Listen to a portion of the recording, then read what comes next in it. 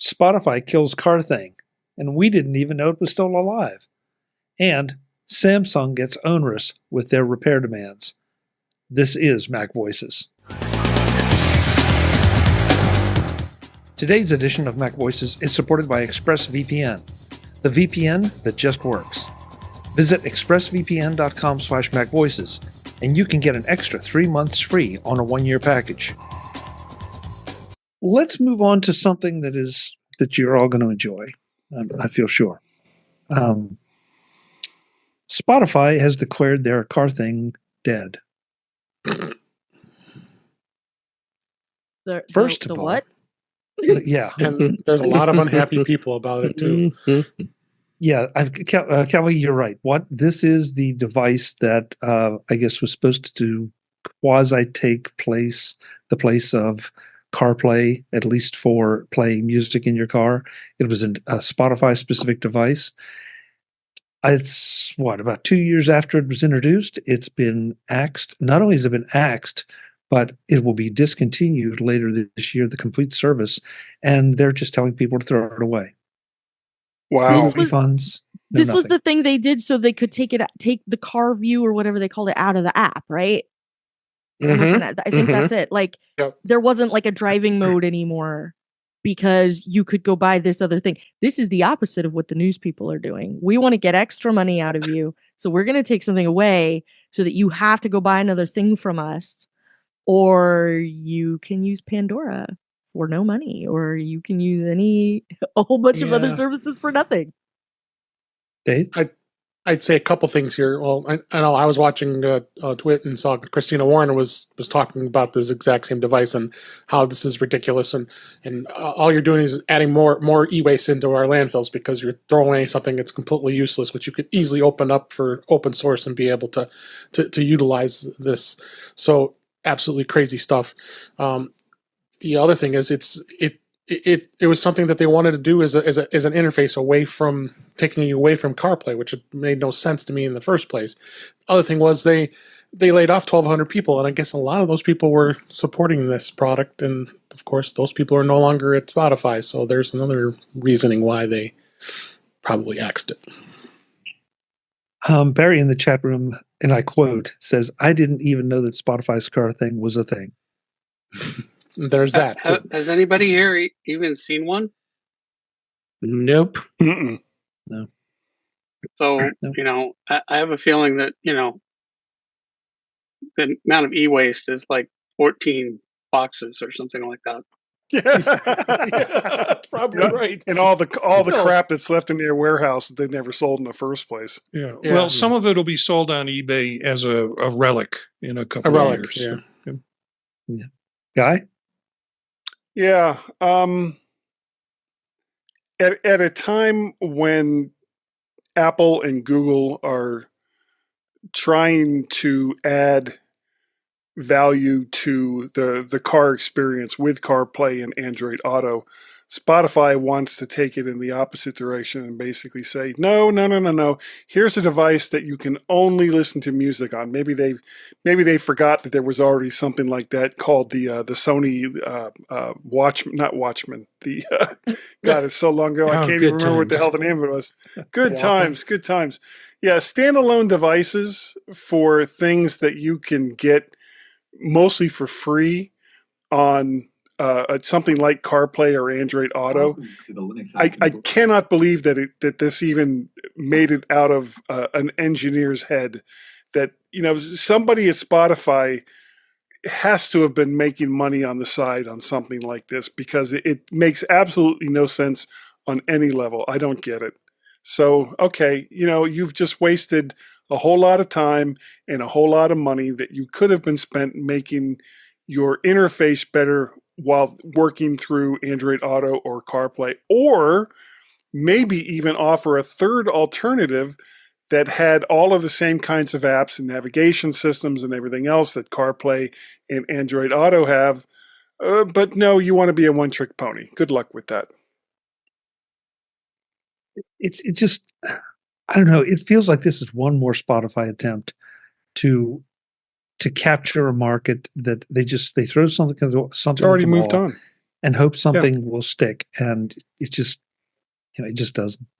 Kelly? So I feel like the story that we got is the wrong story, and I'll tell you why. Because there's a tiny little mention in the article. There are some people who are making an attempt to try and be able to continue to use these devices to do something useful.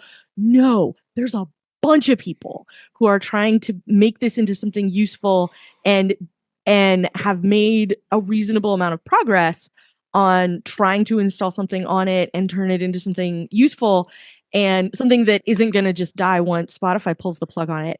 And I love that this is a thing that's happening. This makes me very happy that somebody decided Spotify taking their bat and ball and going home wasn't going to keep them from being able to do something with this device that they had. And somebody saw a need and found someone who had some know-how. And there's I have seen a few different places where there's groups that are trying to get together and, call it whatever you want. Jailbreak them, root them, sideload things on them, crack into them, whatever. It's great. It makes me happy to see that this is that somebody sat down and went, no, I don't want to have to just throw this thing in the garbage. It looks like a useful device. It was a little, somebody decided it was a clever enough bit of engineering to go try and turn it into something. And I love that that's happening. When things like that happen, this is the sort of thing that makes me think every once in a while, the internet decides to use its powers for good. And this is one of those times. Kelly, I have mixed feelings about it. I applaud the folks that are willing to take this and do it. I question the amount of manpower, person power, whatever. Pardon me, whatever the proper term is now. In putting it into a dead device. There are not that many out there, A, and there are not going to be any more made, B. So, if as a hacking tool experiment or project that they want to do, great. I have to wonder if maybe they don't have if there's not a better use of someone's time. So, well, but hey, I mean, most of it seems like it's for fun, but I love that somebody's trying and that there's more than one group of people who are trying to do this. That was the other thing that made me very happy. It always warms my heart. I always, this, I have a soft spot for a story where the internet routes around the damage. I have the little rat GDO circuit board hooked up because Chamberlain decided to take their HomeKit bat and ball and go home. And so I went and bought a little thing from a guy who had an idea and access to circuit boards. And now I don't have to worry about Chamberlain having taken their bat and ball and going home. So whenever anybody decides to try something like that, it makes me really happy. There are other examples of things like this that have gotten resurrected. And there's other examples like Google bought a camera, drop cam, I think it was. It's been a really long time ago. And they just went, yeah, you can't really do anything with it anymore. We're going to pull the plug on those servers and you should just get one of our new cameras instead. And it really frustrates me when stuff like that happens because they just sort of piece out of, this product that they put out in the world that people are finding useful. And, and that's what this thing is. This isn't like, a little USB light that comes on when it rains or something, silly and kind of pointless. Like this is a thing that was supposed to make it better for you to be able to listen to music in your car.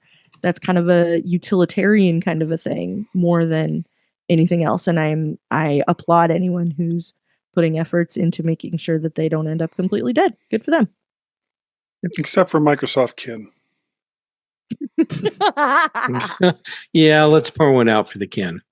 Yeah. I don't even know what's a Kin. Yeah. I love you, Chuck. Thank you for playing straight man on that. I think that says everything anybody needs to know about it right there. I mean, the Zune. I thought you were talking about the Zune at first. I thought Zune. Yeah. Well, that at least Zune stayed on the market for a couple of years. The Kin I think lasted 2 weeks. Yeah, it was like, just about 2 weeks. This is an unmitigated disaster. Let's just go ahead and pull it and save some of our dignity before it just continues to blow up in our faces. It was a badly conceived phone. Well, kind of like the Fire Phone from Amazon. Oh, good times. Yeah. Except that was based mostly on Android. Yeah. Well, yes. Now it's your turn to The put fact straight man remains, guy. Thank you. I also don't need a phone that lets me call people I barely remember going to high school with. Jeff? Okay, what I put in our private chat was a story as old as time. Tech companies getting us to buy a new device and then abandoning it without giving users a way to avoid throwing them in the trash. And I mean, that's exactly what's happening here. The happy exception to this, Pebble. Remember the Pebble watch? Yeah. And it was the big thing, and then eventually it wasn't, and the company got bought, and then the whole thing was being shut down. But instead of just saying, "Hey, all you Pebble fans, you're out of luck," they open sourced the whole support system for Pebble watches and said, "What you need to do is migrate your account from our internal system to this other thing so that you can save your account, and then you can start doing all the open source stuff." So I don't think it's a big community, but hey, at least there's an active community of Pebble users out there that are hacking and doing stuff and having a good time. And it doesn't matter that there's not a lot of people using the device now, which you were pointing out earlier, Chuck. What matters is that it's a device that people who enjoy going in and tinkering and hacking and exploring can do. The other great thing about the group that resurrected it is it was the Pebble. And so they called themselves Rebel, REBBLE, and the group of people behind it have dubbed themselves the Rebel Alliance. I didn't know that part. That's fantastic. Of course you would bring that up, Kelly. Of course you would. Of course, of anyone on the panel. Well, is anyone going to come out with more updated hardware for it, or is that part of it dead? That part of it's dead. I think that part of it is dead. But it was e-ink, right? It's an e-ink wearable, so it didn't. I don't know that it necessarily needed a ton of horsepower to do much in the first place. But yeah. I just like the idea that they did it. I mean, I was just sitting here as we were talking about this, thinking about all the times I've been on a podcast with you, Chuck, or with David, or with Jeff, and we've talked about here's the latest thing that somebody built and decided sucked and gave up on, or built and it really didn't suck, so someone else bought it and then they pulled the plug because they only wanted the code behind it so that they could power something of their own. And we've talked about so many of these things, so I'm always excited when somebody manages to take something like this and run with it. Chuck, I recently took my box full of misfit abandoned products, tech products, and took it to the e-recycling center where I had to pay by the pound to have all this stuff recycled. But seriously, it was a box full of stuff. And going through it was like this archaeological dig, and I find things and I'm like, oh God, this was so cool. And basically all of them died, and not because the products stopped working, like they broke. It's just the company bricked everything and moved on. Mm-hmm. Yeah. Sometimes it's not even because it didn't sell; it's because it didn't sell enough. Exactly. Right. Yeah. So I've been looking forward to this next one because I want to hear everybody howl, including the chat room.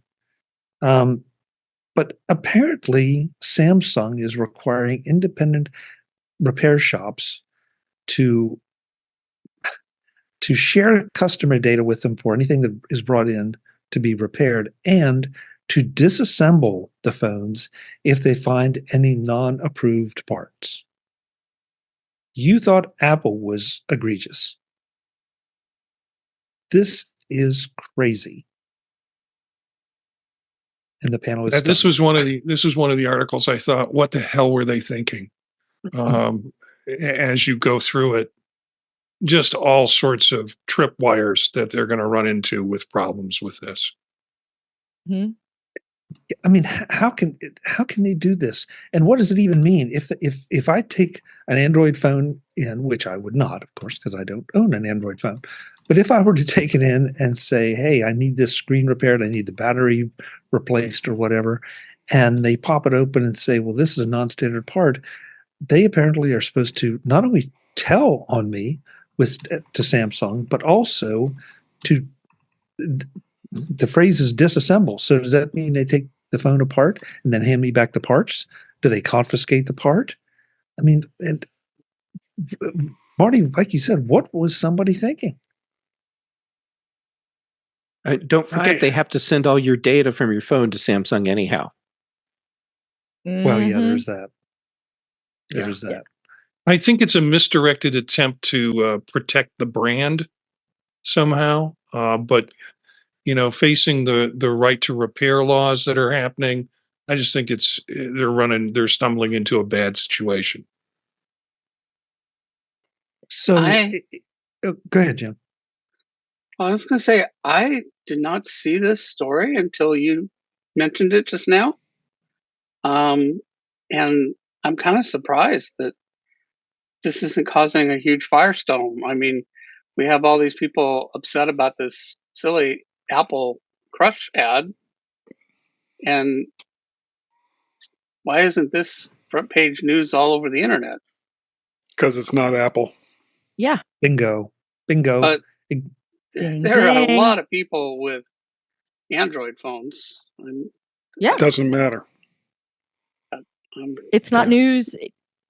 Jim, you've been on with me when I've said that before. If you take the company out of that headline, if you take Apple out of that headline and you swap it with Microsoft or Google or Netflix or literally any other company that lots of people recognize, is this still a story? And the number of times the answer is lol no is way more than it should be. Honestly, I'm kind of impressed that this is the thing that they think they could get away with. Just to bring it back to the top of the show, I'm going to point out that the link that we have for this story is from 404 Media. And everything in the story sort of leads me to believe that they've taken things that were published by other people and done a whole bunch of investigation of their own, because that's what 404 does. And this is the kind of things that you can find out when journalism is well funded. People have the opportunity to go dig into these things and file these kind of requests and talk to enough people to get the kind of information to come out and go, hi, did you know that if you take your note to a place to get the screen fixed and you put some other something on it, they will take it apart and absolutely rat on you, and it's because Samsung told them that this is their legal obligation? Today's Mac Voices is supported by ExpressVPN, the VPN that just works. There's a temptation out there that so many companies, large and small, can't resist. Knowing everything about you. Data brokers make money off of the profiles they compile on your online activity and then sell them to marketers to target you. Is that something you're comfortable with? I'm not. That's why I use ExpressVPN. With ExpressVPN, my location and identity are hidden from virtual prying eyes. So what I do and where I go is my business, not theirs. Best of all, I can use ExpressVPN at home, on the road for business, on vacation, wherever I am, whichever device I'm using, I'm protected.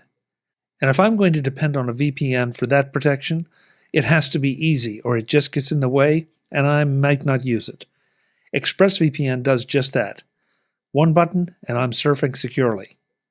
Protect your online privacy today by visiting expressvpn.com/MacVoices. That's ExpressVPN, expressvpn.com/MacVoices. And you can get an extra 3 months free. expressvpn.com/MacVoices. Thanks to ExpressVPN for supporting MacVoices. And you just hit another part of it. It's their legal obligation. So now, if I'm a Samsung repair shop, so what do? I either violate my agreement with Samsung, or and at the expense of the customer, or I agree to it at the expense of the customer, and probably, any future business I would have with that customer if the customer finds out. Yeah. Who do I make mad, and how mad? Yeah. I mean, it's a no-win scenario. I think the only saving grace for that particular company is that every other company that this person might take that device to has to do the same thing. Right. I feel like the obligation is to tell people, like, if it were me, if I were running a fix your phone service, know where you're going. Whatever phone, like, we don't judge, bring in what you got and we'll do what we can to make it better. I would feel obligated to tell people why. I would tell them, I can't fix your Samsung phone because if I do and I find any... Guys, does the Geek Squad have to abide by something like this? Like, if somebody takes their phone into Best Buy because they know, like, is this an agreement that Best Buy is up against right now? That, or, other like huge places like that, national chains where people could, take their phones in to get fixed. I wonder if that's like a Geek Squad thing. People thought Apple was problematic because Apple gets to audit and inspect places that are repairing their phones at any point. I remember reading about that, and that's the thing that people were mad about, was like, we don't want you using fake stuff or stuff that might be bad for our phones. And like, this is just, we need you to tell us everything about everybody. The thing I did not dig super far into to find out was whether or not, if somebody brings their phone in for repair, if the phone is completely legit, do you still have to send all of that customer's info to Samsung? Because probably yes.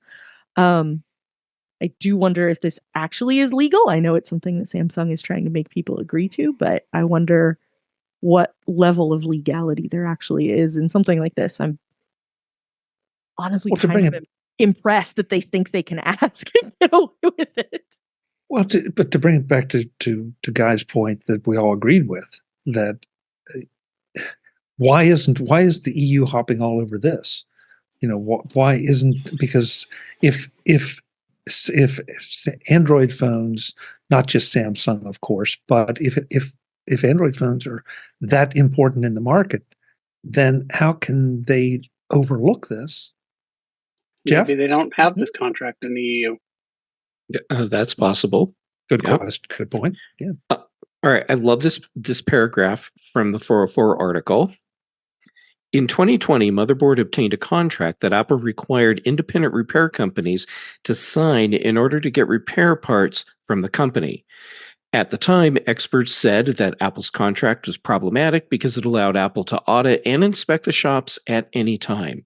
The Samsung document is even more onerous because it requires them to essentially serve as enforcers for Samsung and requires the proactive sharing of consumer data.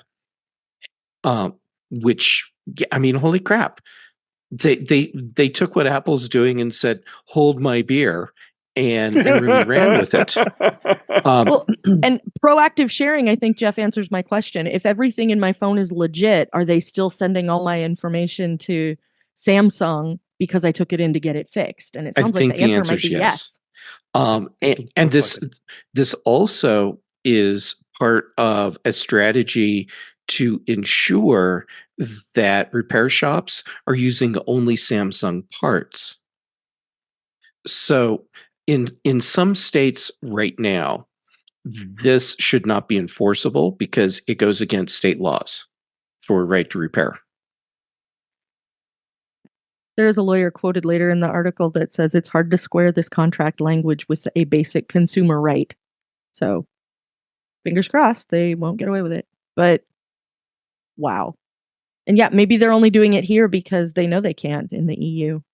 I don't know. There's a lot of that going around these days. I feel like I want to take the link to this article and send it to every Android owner that I know, because I don't. Hey, I wouldn't know a Samsung. I'm an Android owner. Well, okay, then you'll see them. And you've got it now. Yeah, it's a pixel. I'm not an animal. Yeah, But I have an Android. Okay, so Marty, how do you feel about this as if you're an Android owner? Yeah, that's right. You are. No, I was just saying you probably know 2 Android owners in general. But yeah, I am an ex-Android owner.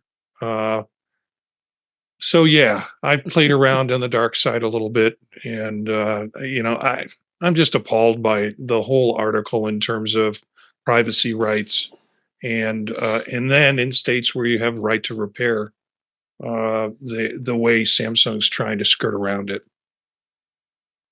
Well, am I wrong about this? Was it during the introduction of one of their phones, or at least one, that they just did a completely tone deaf presentation of some every kind? Presentation that they've done. Well, maybe so. Maybe I'm just all combining them, Guy. But it almost feels like they don't get the American market at times. They follow the same market principle that a lot of other companies do. Make it cheap and try to buy your way into the market. And if some particular feature, somebody was talking earlier, just to throw features on the wall and see what sticks.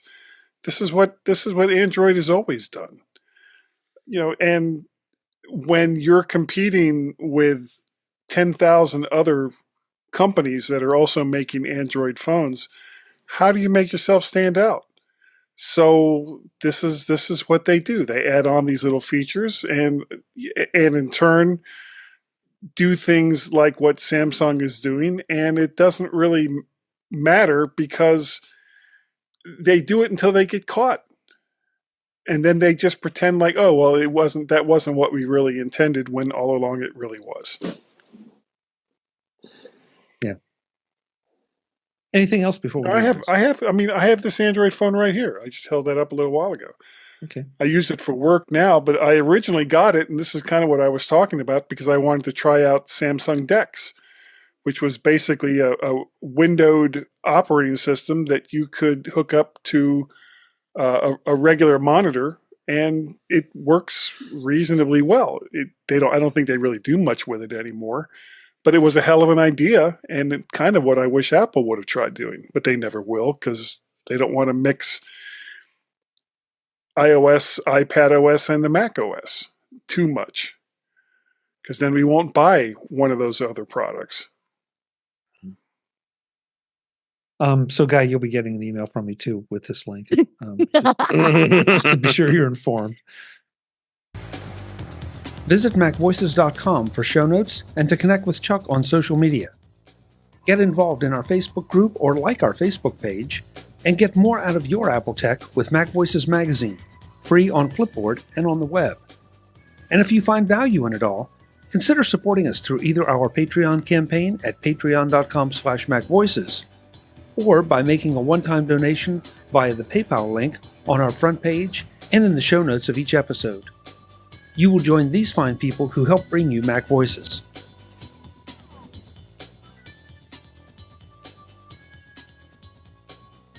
Advertising handled by Backbeat Media at backbeatmedia.com.